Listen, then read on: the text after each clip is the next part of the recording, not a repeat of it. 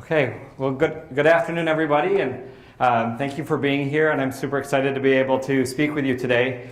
I'm a roamer when I talk, so I will be moving across the stage quite a bit. As was said in my introduction, I was the LGBTQ Wellness Coordinator here at UB.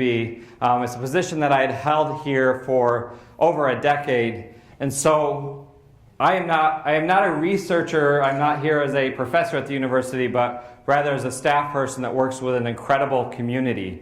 And so I'm drawing upon my experience of working with our LGBTQ community. And for those that don't know what that means, well, those letters stand for lesbian, gay, bisexual, transgender, queer communities here at UB. Now, I'm going to be using the term LGBTQ quite a bit through my talk. And I don't want you to assume that it's just those 5 identity groups that I'm talking about. I'm really talking about any and all of our underserved, underrepresented, minoritized sexual orientation, gender identity, and gender expression communities. So in prepping for today's talk, the theme is Reborn, and this is based upon the revitalization that is happening here in Western New York and in the Buffalo community. And so I had to think about, well, what does the term reborn mean when we're talking about LGBTQ communities? Reborn for me means that maybe we were at a really great place and something happened and now we're revitalizing that space to bring it back to its former glory. When I'm thinking about this in terms of the LGBTQ community, I'm not sure if reborn in terms of our rights is the right word. We are still working on that initial desire and need for inclusion, full inclusion within our society. So what aspects of our community are going through some sort of renaissance that are not only impacting the LGBTQ community, but all of us, anybody in our society? I also had to remember that the LGBTQ community is a vast community, and it doesn't just exist in one place, it exists across the world. And so the experiences of LGBTQ folks in one part of the world is certainly not the same as the experiences here. So I have to limit my conversation to the looking at US culture and kind of what's going on within LGBTQ communities in the US. So the one aspect that I could find of our community that's not only going to impact the LGBTQ community, but is going to have a profound effect on our whole society is the idea of evolving and changing and new language that is being created as we are coming to a point of better understanding of our own gender identities, sexual orientations, and gender expressions, and also reconstructing the ways in which we come to know what those mean for each one of us. So I'm going to give a few minutes of some context to kind of bring about my points of today's talk. So for a very long time, especially within Western cultures, the way that we were taught to understand sexual orientation, gender identity, and gender expression was we were given one word based on when a child was born. We were given a word to understand that individual. So a child is born, the doctor or the person that's there delivering the child looks at the child and says, based on some anatomy that might be present, you have a boy or a girl. Now those 2 words, that 3-letter word and that 4-letter word, are very loaded words. For example, when somebody says you have a boy, what are they saying? What they're actually saying is, you have an individual that we are going to assign the title of male because they have a penis.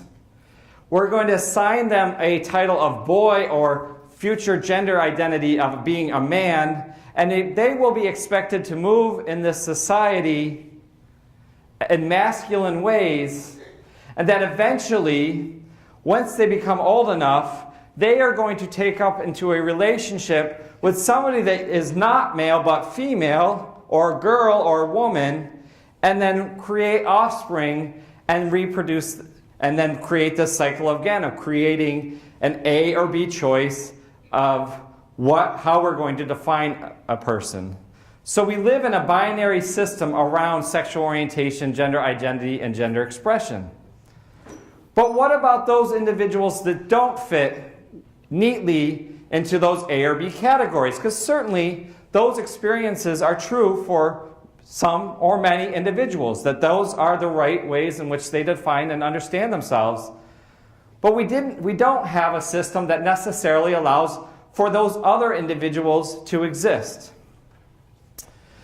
Now, as an educator and as an individual that has worked with a lot of young individuals about trying to figure out who am I, how do I define myself, initially the change in the way in which we were hoping to get people to understand how gender and sexuality work is to say, well, maybe we can take these two binary pieces and draw a continuum between the two of them, and then just say, well, there are people at one end of the continuum, some at the other end, and then now we've opened up room for others to exist. So now we've opened up maybe the opportunity for intersex individuals to exist within the sex category. And we've opened up the opportunity for transgender individuals to exist within either the male or female realm, which is challenging in and of itself, so don't assume that that's where we're going to leave it. Okay? And then also that maybe what we can do is we can open up the opportunity for individuals who identify as bisexual to exist between the gay and straight binary poles. And that certainly worked for a while, but it still doesn't necessarily get to the root of, are we fully understanding people for who they are based on how we understand the construction of these identities? So you've been using a resource from the Transgender Student Education Resources, an online forum that really does a great job at pushing the boundaries on understanding how to grasp the complexities of each one of these identities. Because the reality is, because we've been taught in one way that our gender and our sex and our sexual orientation are all connected, but the reality is these are all different individual identities that we hold that we understand separately, but try to connect for ease of explaining it to others. So the model really shows that when we're talking about gender identity, what we're talking about is how do I understand myself? It's only understood here in the mind. It isn't necessarily based on what genitalia you hold, or how you show yourself to other people, how you express yourself as gender expression by the clothes I wear, or the hair, how my hair looks, or even sometimes how I might surgically change my body to bring that expression of my body into congruence on how I think it should look. It doesn't necessarily define my identity, it just merely explains how I want my body to be expressed to others. And then we also look at this model to say sexual orientation is much more complex than just who we have sexual relationships with, but rather who are we engaging in sexual activity with, and who might we fall in love with, and can they be different and on different understandings and different with different people. And so it is moving us away from this binary-based thinking into this thinking that, or need for understanding that how we define ourselves has to be really broken down to who am I as in terms of my sex. Does my biology make my sex, determine my sex? Is it my chromosomal makeup? Or is it something more? Are there other categories that might exist in terms of sex identifiers? And how can we only rely on a two choice when we're a very, very vast and diverse species, right? And then secondly, who defines what masculinity means, what femininity means, how we place ourselves there, and who has the right or who has the ownership of that? And our educational toolkits that we have will sometimes do the gender box a workshop around the gender box where we ask people to, what does it mean to be a man? What does it mean to be a woman? And a lot of times in the man category, we rate a lot of things that are associated with masculinity, and a lot of things in the woman box that are associated with femininity. And then I have everybody close their eyes, and when we ask everybody, do you identify this way or that way? The reality is that most people are raising their hands for both masculine and feminine expressions. So there is no ownership around masculinity and femininity. So what do we do now that we've noticed there's this change, where not even noticed, we're seeing that these rigid systems that we originally created are now existing and that we need to be able to address them? Well, we had the fortunate, we are very fortunate to have members of the LGBTQ community who lead this conversation and who are developing new language for us. So terms like asexuality, the assumption that people have to be sexual or have a sexual orientation, right? Or using the word queer as a reclaimed word. Now, very, very loaded term for some people that can be a pejorative term that they're not really comfortable with. But we're seeing that students are saying, this is a term that works for me, that I'm going to control the power of it, and that you need to understand what it means in terms of how I identify. And so there's new words that we haven't been hearing a lot that are giving us better understandings of the vast spectrums of sexual orientation, gender identities. So what does this all mean, Jim? Why are we even talking about this? Well, it's these new identities and it is these new ways of thinking about how we understand ourselves that are going to impact how we create and when we engage within our society. How are we changing the ways in which we are creating statistical analysis of who exists? I'm sorry, I can't see that sign. Okay, thank you. Who exists in our culture? What are their needs? How do we know their needs if we're not assessing who even exists? What are the resources that these communities are going to need? How are we serving the needs of elder LGBTQ youth, as one of my friends and colleagues is researching here at the university? How are we making a difference that's creating a more inclusive, welcoming society for all? So the challenge that we have as an institution of higher learning is to look at what are our current processes, what are the ways that we are studying, what are the ways that we are asking questions in our classrooms that are challenging the normative structures that are integrated within our learning.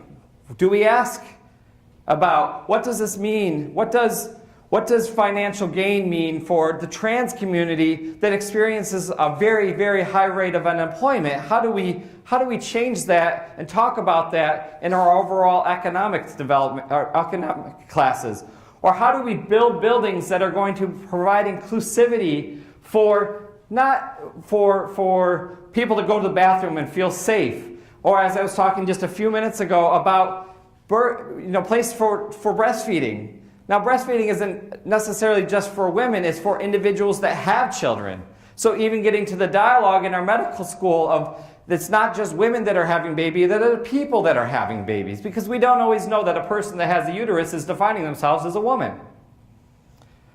Right? So the rebirth that needs to happen in terms of LGBTQ communities that I believe and I feel is being led by our gender minority, our gender identity and gender expression minority communities, so transgender, genderqueer, gender nonconforming students, is what does it mean to move our dialogue and have a fuller and better and stronger understanding of sexual orientation and gender identity.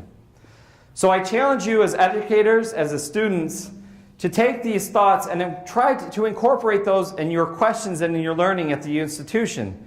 Because it's not just one community that's going to create the change, it's going to take all of us to create change. And we have to take what we're doing here and expect to export it beyond both our institutional borders, our state borders, but exporting this around the world because we have many individuals who need this support, who need this dialogue for change. So I think, so I will ask that you do this, that you take these challenges and incorporate it as you move forward. And I think that's it. I think we're good. So I'm sorry for the batting, but thank you.